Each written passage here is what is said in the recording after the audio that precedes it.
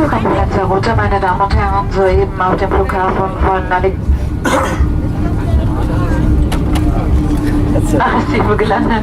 Sie bin noch so lange angeschnallt, sitzen zu bleiben, bis die Anstaltverzeichner bei Ihnen erlassen sind und das Flugzeug seine endgültige Parkposition erreicht hat. Vielen Dank. Erst dann öffnen Sie bitte die Gepäckablagefächer über Ihnen. Tun Sie dies bitte vorsichtig, da durch die Landung Ihr Gepäck verrutscht sein könnte und herausfallen würde. Bitte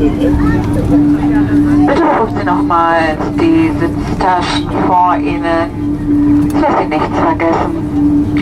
Evelyn One in Kooperation mit Etihad Airways möchten sich nun hier von Ihnen verabschieden. Wir hoffen, Sie hatten einen angenehmen Aufenthalt an Bord. Wir haben Sie sehr gerne betreut und bedanken uns, dass Sie Evelyn heute für Ihren Flug gewählt haben. Wir wünschen Ihnen schöne Tage hier auf den Kanarischen Inseln und sagen bis zum Rückflug. Tschüss und auf Wiedersehen.